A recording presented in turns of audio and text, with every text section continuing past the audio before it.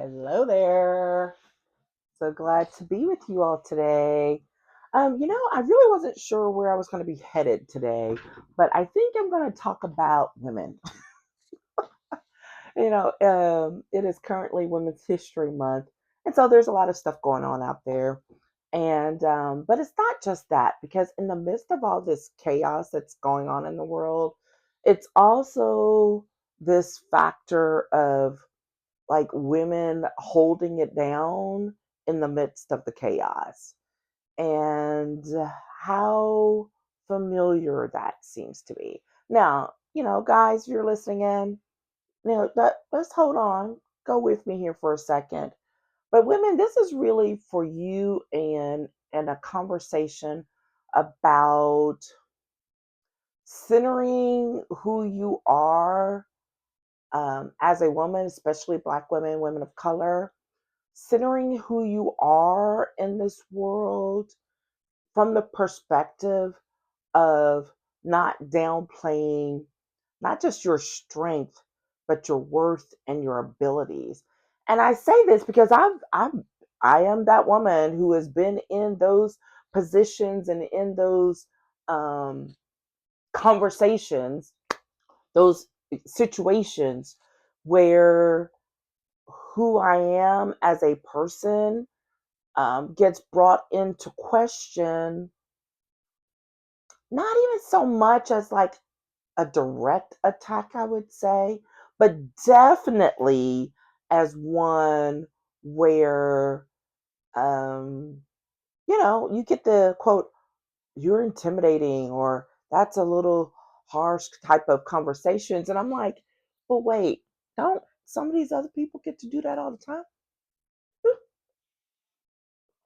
So, what makes this different? And I know that for me in particular, it's not as foreign an idea or concept because I literally have been getting oh my gosh, you're so intimidating since high school.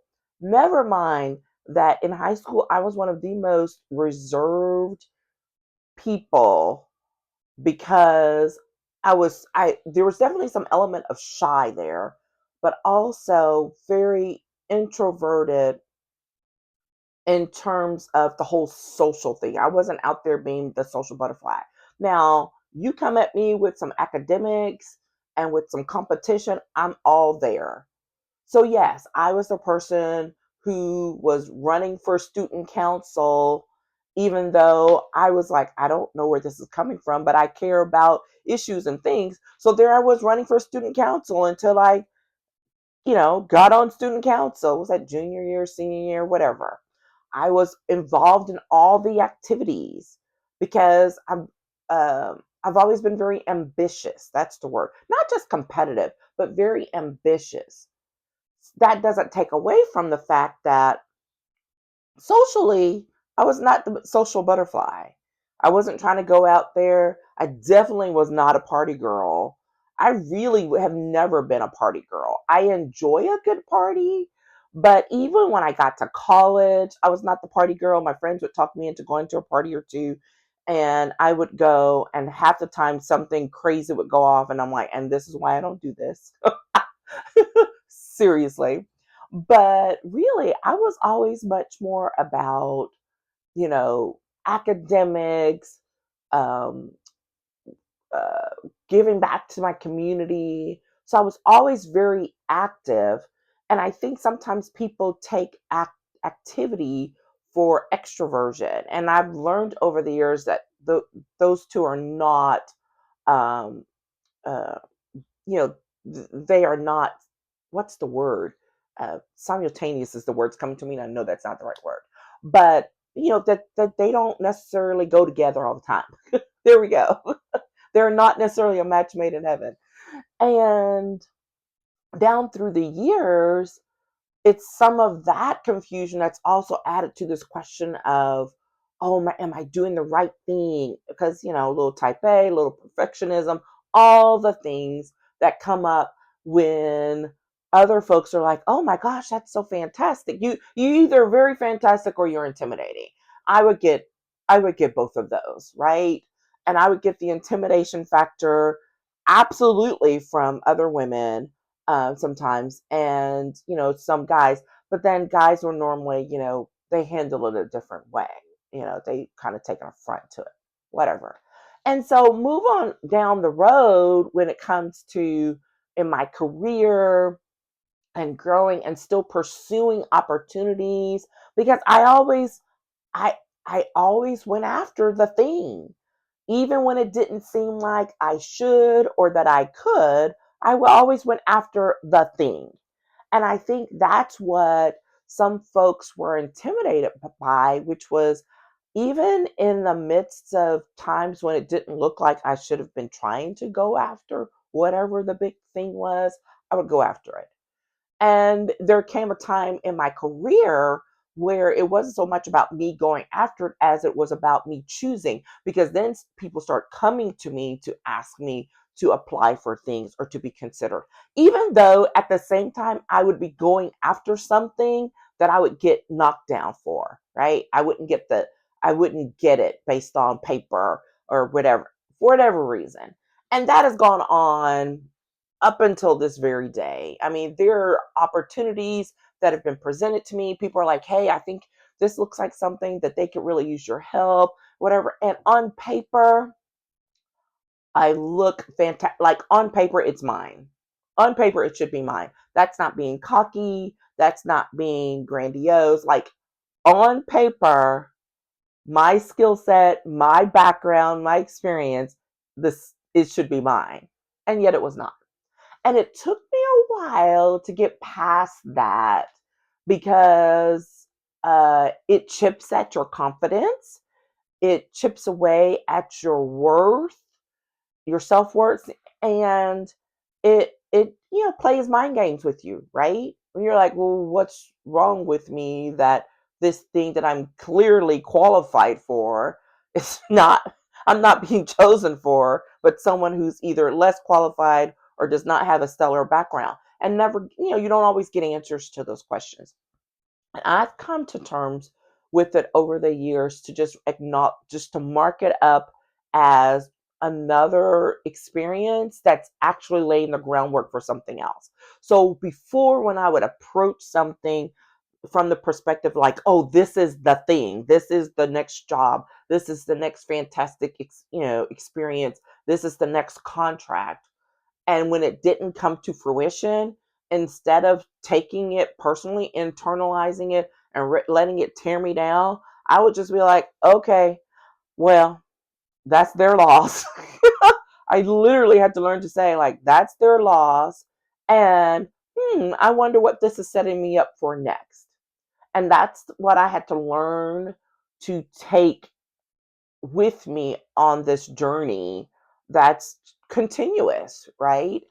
And so what now all circles back around to women needing to take stock of who they are in this time and owning it and recognizing when someone's trying to knock them off or take a little chunk out of them, to recognize you're like, have at it. That's your decision, that's your choice.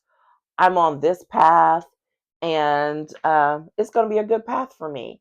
I may not know the answers to it. I may not be expecting it to come out, or it may not come out the way I would want it or expect it to, but that doesn't mean that the right thing's not going to happen. And that sounds a little, I don't know, what's that word? When it's like, uh, I'm losing my words today, but it can just sound so, like, oh, everything's hunky dory and it'll all be fine.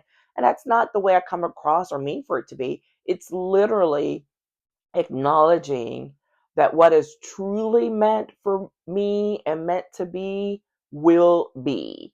Because there's been way too much that I've experienced down through the years to not recognize or acknowledge that. Now, granted, there are still some times when something gets under my skin and I'm a little aggravated if it didn't work out. And it's not even big things anymore. It's kind of like, really? Did you really think through that? I will have that thought. I'm like, did you really look at that? Did you really think through that? And I have to learn, and I'm still learning. I was like, everybody doesn't come with the mindset of number one, doing their homework. Um, but especially if they're focused on, let's say, something that they want, some expectation or some outcome that they think should be, and moving forward with that, as opposed to slowing down a little bit and doing a little bit more homework to pull in the people, not just me, but the people or the person who truly can help move the job along, move the experience along, help provide the support that you need for your team or your staff, or just, engaging with other people as, you know, real people. And I have come to terms with that. It's a little unsettling because there are moments now that I would have absolutely been like, yes, I'm going for this, whether it was putting my name in the hat for some award or, putting my name in the hat for some board position or moving up, the chain.